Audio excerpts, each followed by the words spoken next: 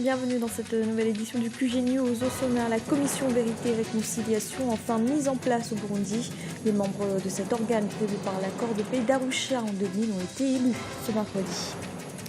Le taux de prévalence du VIH-Sida est en net recul au Burkina Faso de 7% en 1986 lors de l'identification des premiers cas.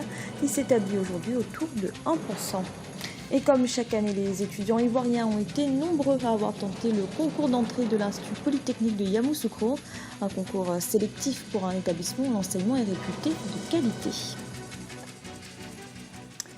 Cet organe était attendu depuis près de 15 ans. La commission Vérité et Réconciliation voit enfin le jour au Burundi. Ses membres ont été élus ce mercredi par l'Assemblée nationale. Seul l'UPRONA, le principal parti Tutsi, a boycotté le vote. Cette commission a pourtant la lourde tâche de faire la lumière sur les massacres interethniques depuis 1962. Aminata Diak.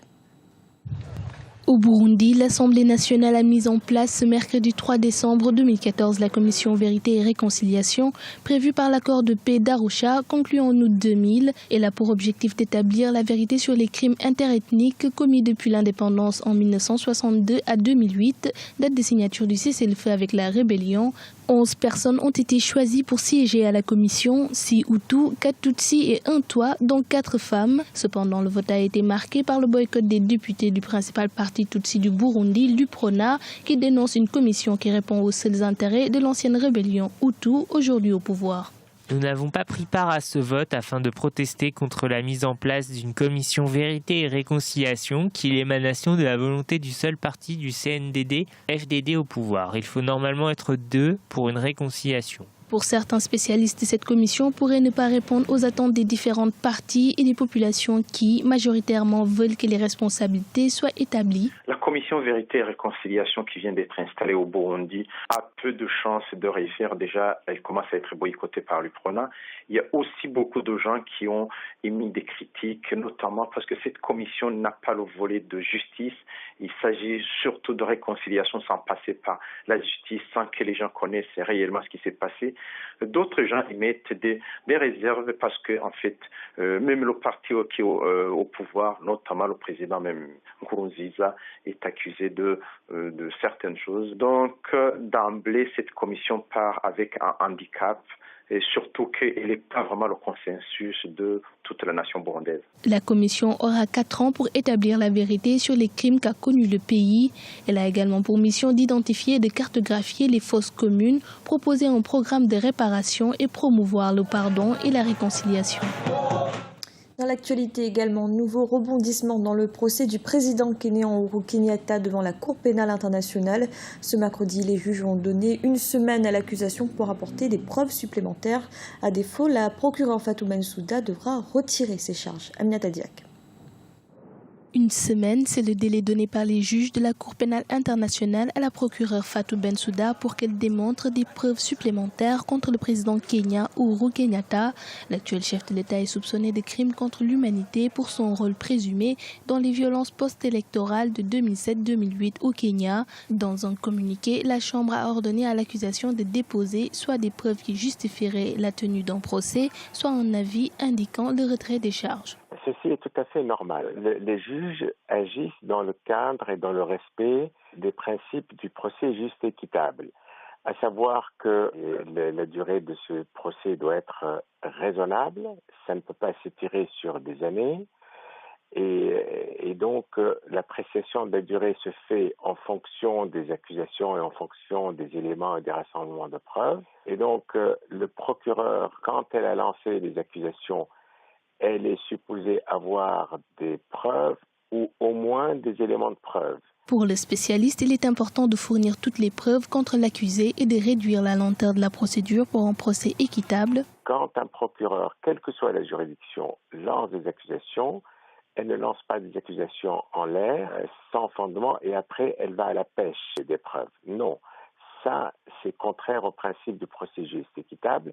Et donc, à ce moment-là, le tribunal veille à cette règle fondamentale et le temps est important pour que l'accusation ne perdure pas indéfiniment. Uhuru Uhuru Kenyatta est le premier chef d'État en exercice à comparaître devant la Cour pénale internationale. Le procès devait initialement débuter fin 2013, mais il a été ajourné plusieurs fois, notamment à cause de la rétractation des témoins.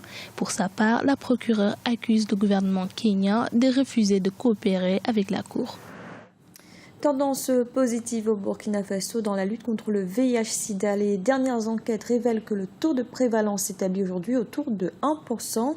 Un résultat qui montre un net recul lorsqu'on sait qu'en 1986, ce taux s'élevait à près de 7% et que la maladie est considérée comme endémique. Un reportage de notre correspondant Wendiam Valentin Compaoré. Au Burkina Faso, le taux de prévalence du VIH-Sida est en nette régression. Ce taux s'établit autour d'1% aujourd'hui, alors qu'il y a encore quelques années, les statistiques avaient révélé 7% de taux d'infection. Une baisse qui semble être la résultante des efforts consentis par les autorités du pays. Depuis 2001, le Conseil national de lutte contre le sida a été mis en place pour prévenir la maladie. C'est ainsi qu'en 2010, les antirétroviraux sont devenus gratuits au Burkina Faso, avec pour objectif d'atteindre 0 cas d'infection et 0 décès liés à cette maladie dans les 15 prochaines années. C'est important parce que ça permet de relancer encore que le VIH est là. Il faut toujours faire attention et surtout en faisant le test, parce que vous ne pouvez pas savoir si vous avez le VIH ou non si vous ne faites pas le test. Le taux de prévalence reste encore élevé au sein de certains groupes cibles. À titre d'exemple, chez les routiers, il est d'environ de 16%. Une situation peu reluisante. Pour renverser la tendance, des initiatives sont développées pour atteindre et sensibiliser ces personnes vulnérables. Et l'unité mobile également nous permet d'avoir accès à ce qu'on appelle des populations clés. C'est des populations qui sont beaucoup plus à risque de l'infection par le VIH, mais qui, du fait de la stigmatisation, ne fréquentent pas les centres. L'un des plaidoyers des associations de lutte contre le sida est la promotion du dépistage volontaire, anonyme et gratuit, et la communication pour un changement de comportement. Un plaidoyer qui porte déjà ses fruits. J'étais un peu réticent, mais récemment j'ai connu une fille là, et donc c'est elle qui m'a beaucoup incité à me présenter là aujourd'hui pour le test. Voilà, donc elle m'a fait comprendre que les tests de dépistage, ça avait une grande importance pour tout un chacun de nous. Cette année, les dirigeants du monde entier se sont engagés à éradiquer le sida d'ici à 2030. Le Burkina Faso, qui a connu ses premiers cas depuis une trentaine d'années, demeure également dans la même optique. Lumière à présent sur un matériau qui fait son grand retour au Cameroun. Il s'agit de l'obum. Cette écorce d'arbre longtemps oubliée est aujourd'hui utilisée pour la confection de vêtements, d'accessoires et d'objets de décoration. Notre correspondant Narcinoumbe a rencontré Valérie, l'une des promotrices de l'obum. Reportage. Donner une nouvelle vie à l'obum, cette écorce d'arbre qu'utilisaient nos aïeux africains pour se vêtir, c'est ce à quoi s'attelle au quotidien Valérie, jeune artisane camerounaise passionnée de produits forestiers. C'est au hasard d'une visite chez une tante il y a 10 ans que cette décoratrice de formation découvre cette matière. Séduite, elle en fait l'élément central de ses créations.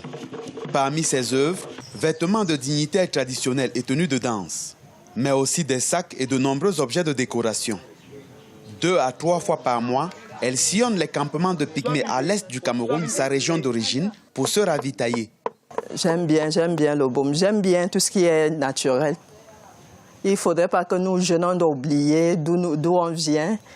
On doit toujours garder tout ce que nos ancêtres nous ont laissé.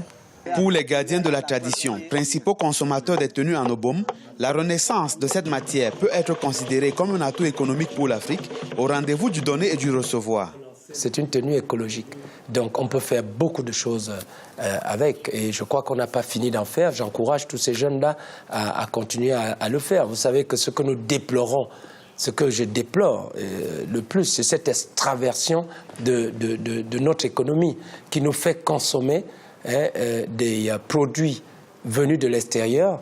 Donc nous alimentons la production et les valeurs ajoutées de l'extérieur, donc les emplois des autres pays. Dans les prochaines années, Valérie aimerait sillonner les divers salons de l'artisanat organisés à travers le monde pour faire connaître son art.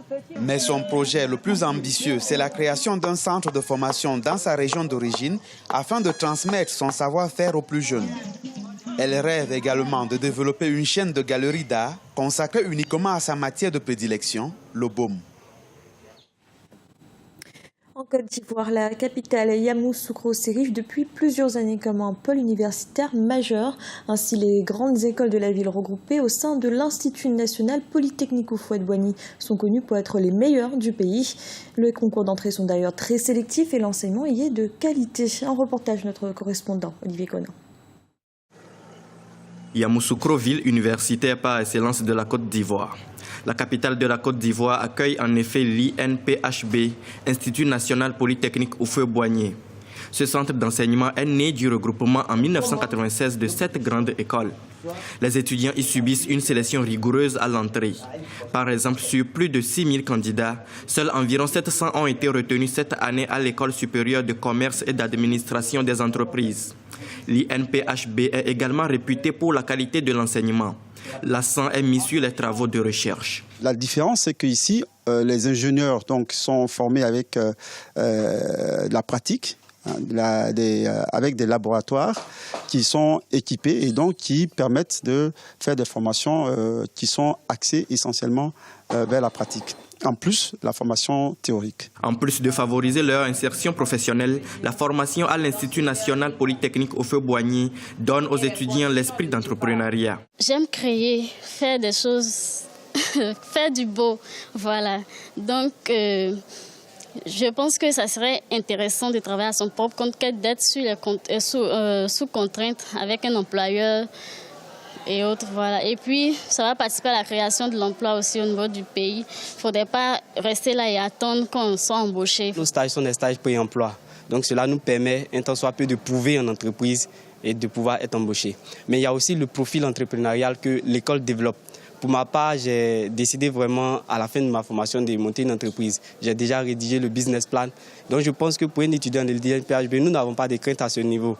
Parce que quand nous sortons, nous avons soit la possibilité d'être embauchés dans une entreprise privée, soit pour les plus courageux d'entreprendre eux-mêmes en créant leur propre entreprise. L'Institut national polytechnique Houphouët-Boigny compte 7 grandes écoles, dont l'École supérieure d'industrie, l'Institut national supérieur de l'enseignement technique, l'École supérieure d'agronomie ou encore l'École nationale supérieure des travaux publics. C'était le journal de la rédaction. Merci de l'avoir suivi. Retrouvez dans une nouvelle édition de l'information.